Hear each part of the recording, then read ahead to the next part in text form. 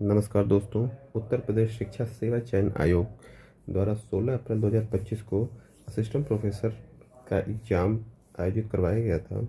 इस एग्ज़ाम की आंसर की आयोग द्वारा अपनी वेबसाइट पर अपलोड कर दी गई है। तो जैसा कि आपको पता है कि इस एग्ज़ाम में टोटल 100 प्रश्न पूछे गए थे, जिसमें से 30 प्रश्न जो है सामान्य अध्ययन के थे, बाकी 70 प्रश्न जो थे वो संबंधित विषय के थे। तो इस वीडियो में हम आयोग द्वारा जो आंसर की हमें उपलब्ध करवाई गई है, उसी के आधार पे हम 30 प्रश्नों के जो आंसर है उसको हम देखेंगे। तो पहला हमारा प्रश्न है, भुवनेश्वर तथा पुरी के मंदिर किस शैली में निर्मित हैं? तो इसका सही आंसर है ए, नागर शैली। दूसरा अभिकथन और कारण वाला प्रश्न है। तो ग्लोबल इंडिया एआई शिखर सम्मेलन का आयोजन हाल ही में नई दिल्ली के भारत मंडपम में हुआ। तो ये अभिकथन सही है। कारण, सिंगापुर, डेनमार्क और संयुक्त राज्य अमेरिका उच्चतम रेटिंग वाले एआई में से हैं तथा भारत का प्रदर्शन अपेक्षाकृत मजबूत है। तो ये भी सही है। तो इसका सही आंसर है बी, लेकिन आर ए का सही व्याख्या नहीं करता है, इसलिए इसका सही आंसर बी होगा।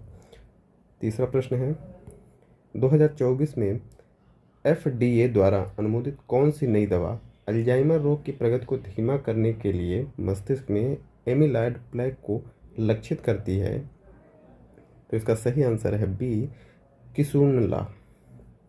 चौथा प्रश्न है, किस राज्य ने देशी गाय को राज्य माता गोमाता का दर्जा दिया है?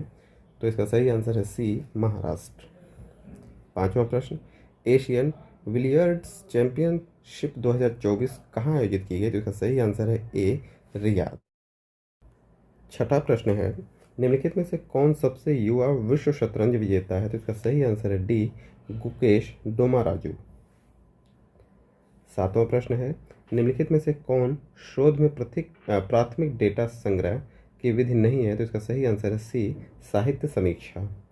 आठवां प्रश्न है, शिक्षण में प्रयोजना विधि का जन्मदाता किसे माना जाता है? तो इसका सही आंसर है बी, विलियम हर्ड किलपैट्रिक।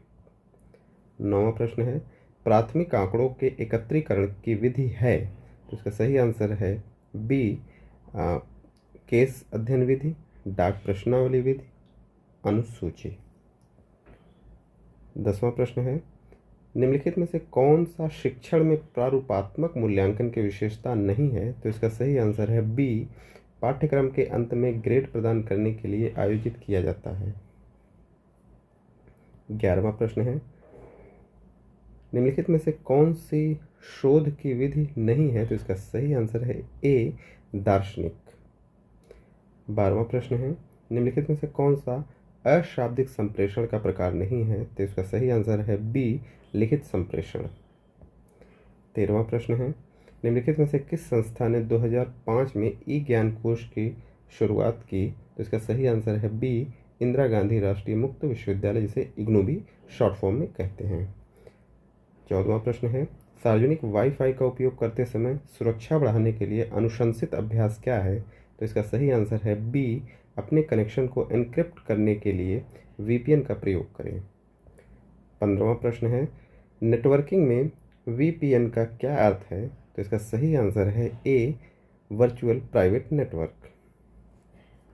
16वां प्रश्न है, भारत में वन्य जीव संरक्षण अधिनियम कब पारित किया गया? तो इसका सही आंसर है ए, 1972। 17वां प्रश्न है, निम्नलिखित में से कौन सी गैस ग्रीन हाउस प्रभाव नहीं डालती है? तो इसका सही आंसर है बी, कार्बन मोनोऑक्साइड। 18वां प्रश्न, वायुमंडल में ग्रीन हाउस गैसों की बढ़ती प्रचुरता के निम्नलिखित संभावित प्रभाव हैं के अतिरिक्त? तो इसका सही आंसर है डी, जैव विविधता में वृद्धि। 19वां प्रश्न है, निम्नलिखित में से कौन सा एक भारत का कृत्रिम बंदरगाह है? तो इसका सही आंसर है बी, चेन्नई।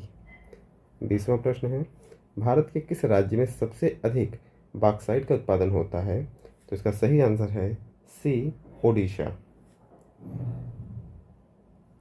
21वां प्रश्न है, शीत ऋतु में तमिलनाडु में होने वाली वर्षा का प्रकार क्या है?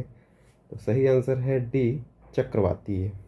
22वां प्रश्न, आत्मीय सभा की स्थापना किसने की?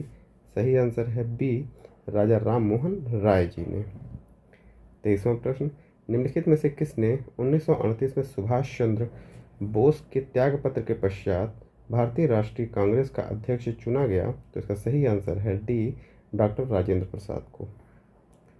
24वां प्रश्न है, मिलान करने वाला है, तो इसका जो सही आंसर है वो है सी। इसमें बाल गंगाधर तिलक स्वदेशी आंदोलन से जुड़े हुए थे, शौकत अली खिलाफत आंदोलन से, महात्मा गांधी असहयोग आंदोलन से, बहादुर शाह 1857 की क्रांति या विद्रोह से। 25वां प्रश्न है, चुनाव आयोग के बारे में निम्नलिखित में से कौन सा कथन सत्य है? तो इसका सही आंसर है सी, इसके पास उम्मीदवारों को अयोग्य घोषित करने का अधिकार है। 26वां प्रश्न, संसदीय शासन व्यवस्था में इसका सही आंसर है ए,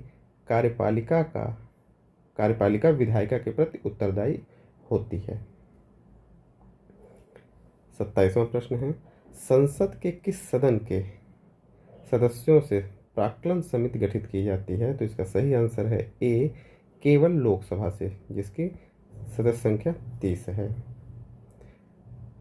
28वां प्रश्न है, सूची वाला है, इसमें कुछ 4 किताबें और 4 लेखक दिए गए हैं, उनको मिलाना है। तो एडम स्मिथ है, the wealth of nation, Malthus का है ऐसे on the principle of population, W.A. Lewis की है the theory of economic growth, और समीर अमीम की है इंपीरियलिज्म एंड अनइक्वल डेवलपमेंट। तो इसका सही आंसर जो होगा वो है बी।